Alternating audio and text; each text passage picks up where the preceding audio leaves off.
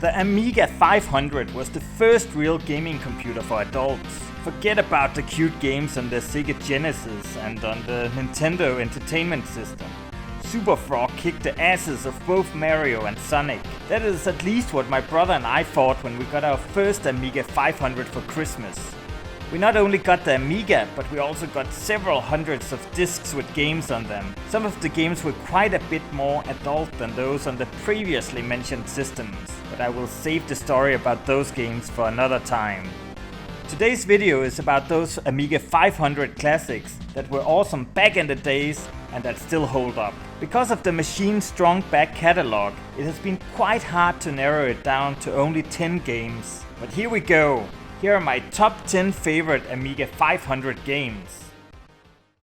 Number 10 is International Karate Plus. This game is so much more iconic than it has any right to be with its simple background setting and its simple fighting mechanics. But somehow the music and the small details in the background elevates the game to being more than just another fighting game. And of course, it is impossible to put down the game before one has gotten the black belt.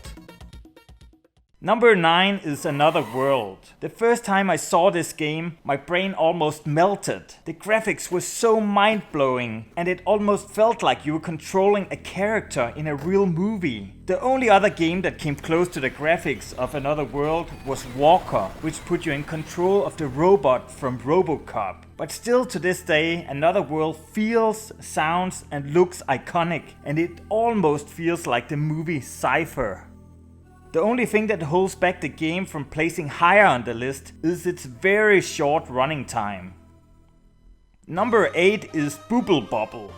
The game must have been driving my mother crazy with its repetitive soundtrack.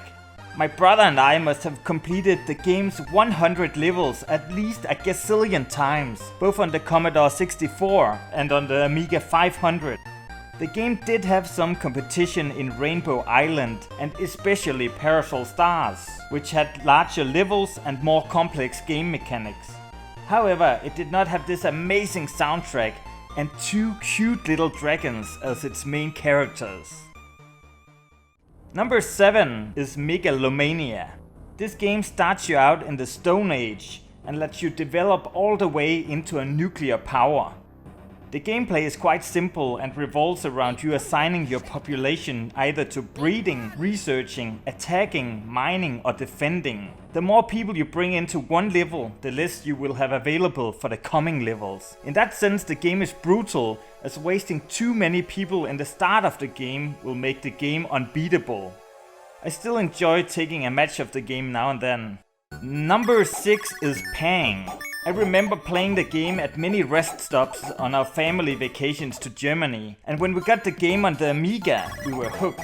It is crazy how much fun it can be to shoot bubbles that break into smaller bubbles. But I guess that Atari already knew that this would be cool back in 1979 when they released Asteroids. Pang is brutal, and when you have lost all your lives, you will have to start the game all over from level 1, as the game has no saves. Number 5 is Moonstone. In this game you have to go on a quest to retrieve the powerful Moonstone and return it to the droids at the Stonehenge. But it is not easy, as you have to compete for the Moonstone with 3 other knights that are either controlled by your friends or by the computer. The game takes you across 4 kingdoms, each with their own unique monsters and treasure. The monsters are highly satisfying to fight, as you have to identify the patterns in order to beat them, and if you fail, your face will be devoured. Number 4 is Alien Breed.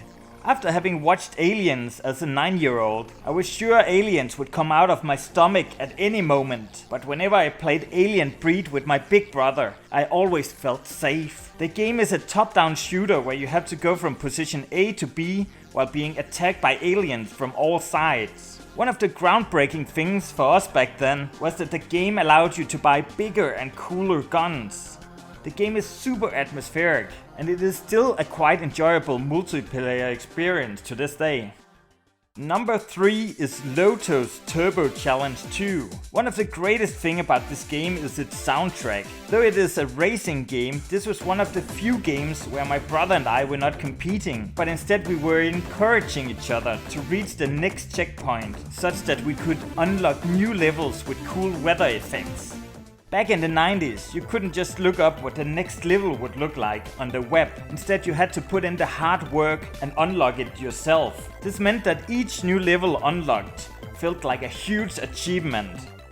Number 2 is Sensible Soccer. This game takes a second to learn, but a lifetime to master. On the Amiga, you only had a single button on your joystick for making short passes, long passes, and shooting on goal. This was all controlled by the duration of your presses. And furthermore, you could also curve your shots after the ball had left the foot of your player.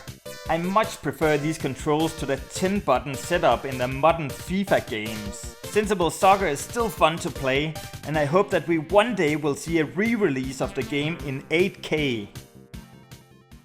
Number 1 is Supercast II. This game destroys friendships and gets you into fights with your loved ones. It is a racing game where you win money, buy faster and more violent cars, shoot your enemies, and repeat until you have found the winner. If you're playing with a friend and you're way behind on the scoreboard, you can destroy the game for your friend by turning your car around and destroying your friend's car. This way you both lose the game together. This approach can however not be recommended, as it may end up destroying your friendship. That is all for this video. Thank you for watching, and I will catch you later.